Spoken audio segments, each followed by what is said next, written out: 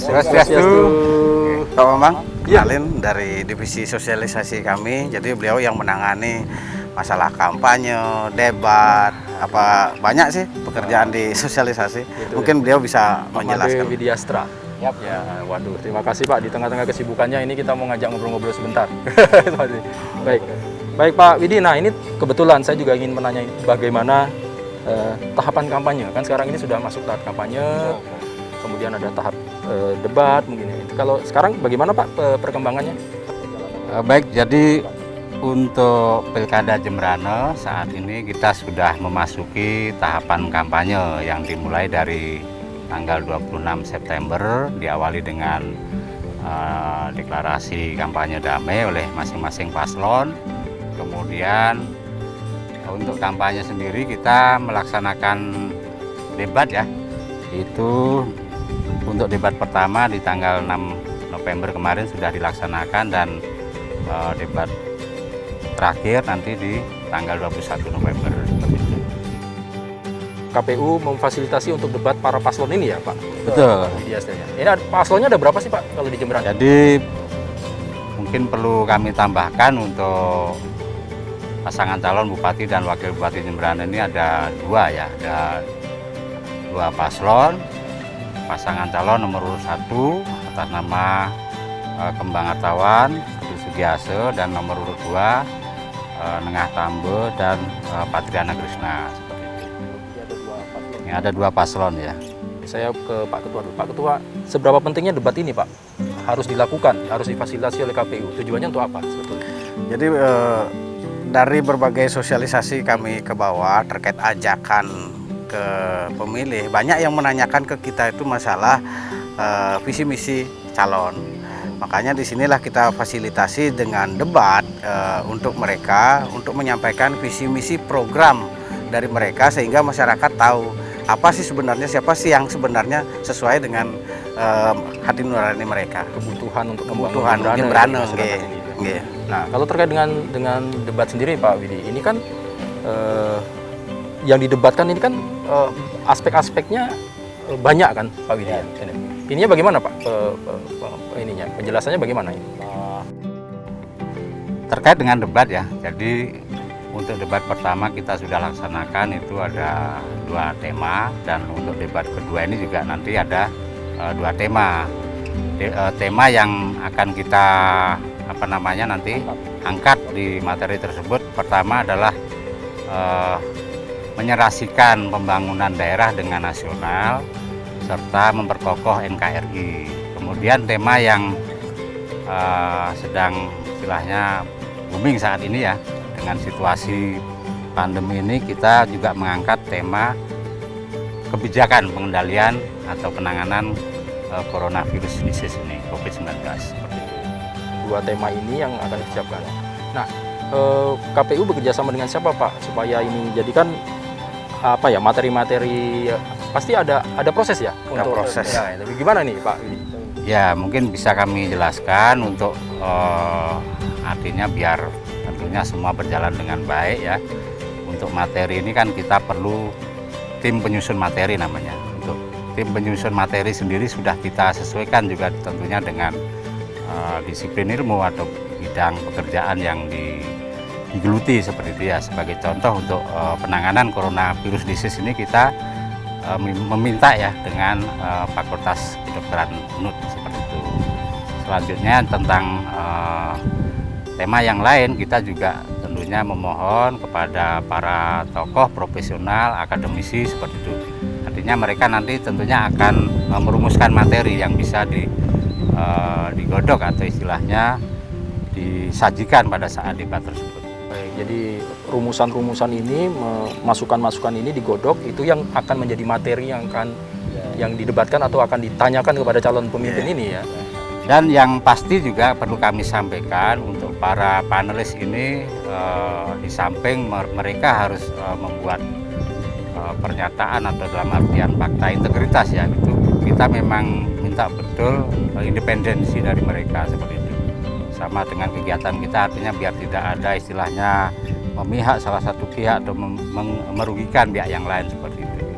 Ini Pak Ketua, ini bisa dijamin bahwa materi kemudian permasalahan ini betul-betul masih di ranahnya KPU ya, sebelum pada saat hari H. Kalau nggak salah kan itu harus ada kerahasiaan. Iya, Bagaimana independensi itu? makanya itu yang kita atur nanti. Jadi yang pertama sebelum nanti kalau sudah ketemu panelisnya, tim penyusun materi, kita juga akan adakan rapat di sini menyampaikan ke LO pasangan calon apakah panelis ini sudah disetujui apa tidak. Jangan sampai nanti kan pasti ada tanggapan, kalau tidak disetujui otomatis kita lakukan penggantian. Itu yang pertama. Yang kedua juga pada saat penyerahan tadi sudah disampaikan oleh Pak Widi, mereka juga menandatangani fakta integritas dari mereka, dari tim penyusun materi. Dan yang ketiga itu adalah terkait penyerahan pertanyaan. Mereka akan menyerahkan itu 1 jam sebelum debat mulai. Disaksikan oleh Bawaslu dan disaksikan langsung oleh si calon atau LO nantinya di tempat debat itu sendiri. Jadi kita KPU sama sekali tidak tahu apa isi pertanyaan seperti itu nantinya. Baik, jadi Pak Ketua tadi 1 jam sebelum pelaksanaan debat itu baru disampaikan ke kita, nanti baru kita menyampaikan. Itulah strategi kita, bukan strategi ya, kita meyakinkan kepada paslon bahwa memang soal itu kita tidak pegang sama sekali dan tidak tahu. Yang penting kita cuma ngasih materinya seperti apa, pertanyaannya seperti apa, nanti pertanyaannya inilah nanti yang akan diserahkan dan kita tidak tahu sama sekali. Iya, jadi ini memang betul-betul komitmen ini dipegang oleh KPU. Ya, Ya, baik. Saya kembali ke Pak Widi. Pak, kita tahu wilayah Jemberana kan sangat luas. Tadi jumlah calon pemilih, daftar pemilih aja sudah 200-an ribu sekian. 236. Berarti kan ini sosialisasinya perlu effort yang luar biasa nih Pak. Ya, Pak Widi. Nah, bagaimana Pak bisa ceritain apa yang sudah dilakukan oleh KPU Jemberana terkait dengan ini? Baik, tentunya terkait dengan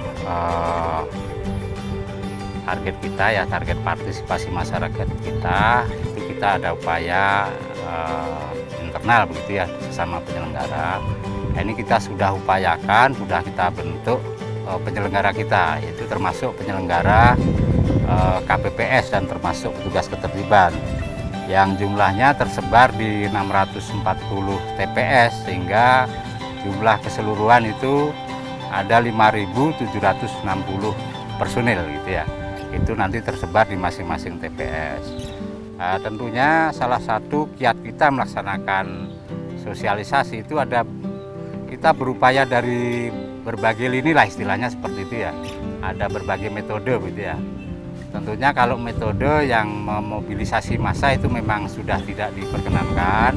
Itu kita tetap menggunakan pola-pola tatap muka, pertemuan terbatas seperti itu. Kemudian metode lain tentunya yang lebih sekarang kita kita masifkan seperti itu ya.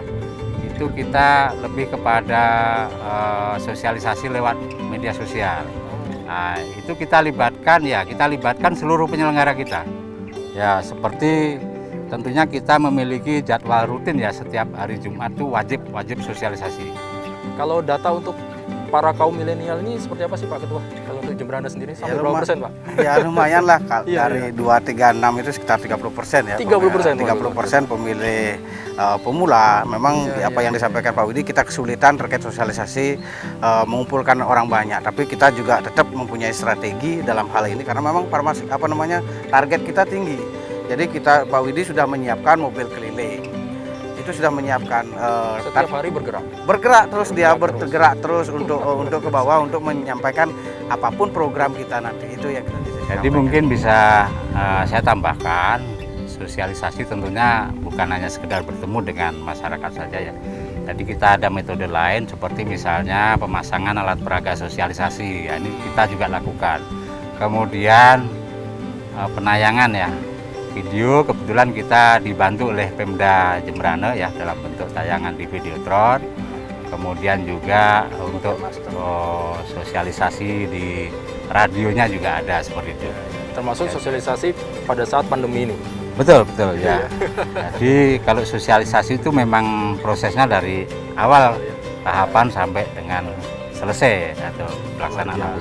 Mudah-mudahan sosialisasi yang sudah dilakukan gencar ini sampai saatnya kampanye selesai, kemudian masa tenang, kemudian masa pencoblosan, diharapkan partisipasi tentunya ya Pak ya. Kesuksesan sosialisasi itu ujungnya partisipasi masyarakat untuk datang ke TPS.